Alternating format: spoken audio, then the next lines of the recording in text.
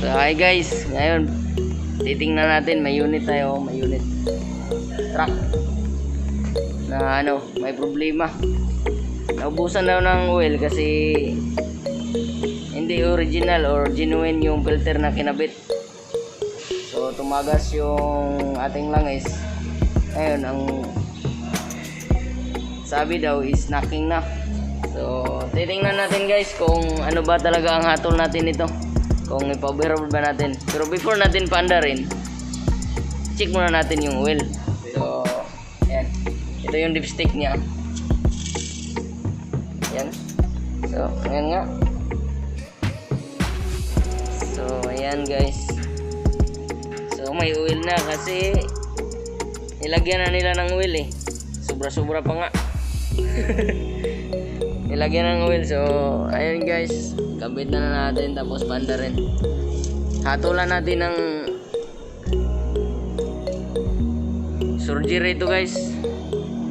Marami namang surgeon dito nga, sige, panda rin natin.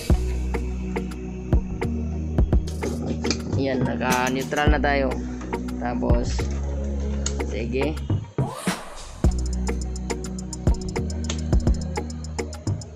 start.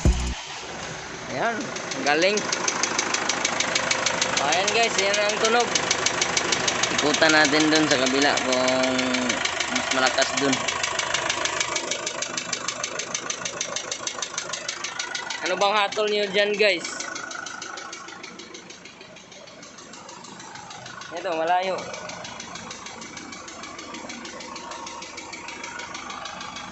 Narinig nyo ba guys? Parang andito banda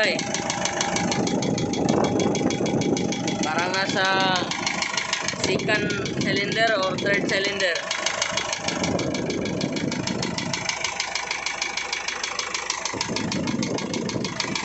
Kasi maganda nito guys gamitan natin ang stethoscope.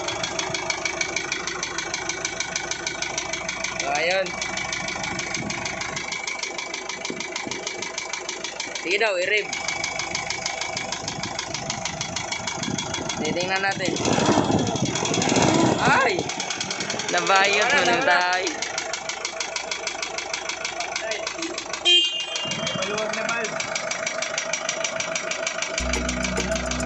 May isang doktor tayo dito, si Sir Dave.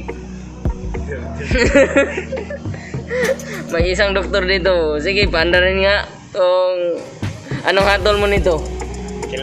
Kailangan ba ng stethoscope? Saan ba na? Ayos yung kamay mo ganyan lang pala.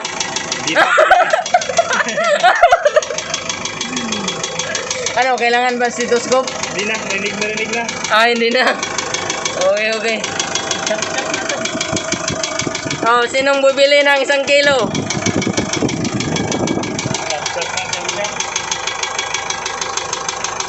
So, ang hatol natin ito, overhaul. Ang tingin ko, nasa crankshaft or crank pin yung problema nito. Lakas ng knocking. Ayun. Katay na yan, ikakatay.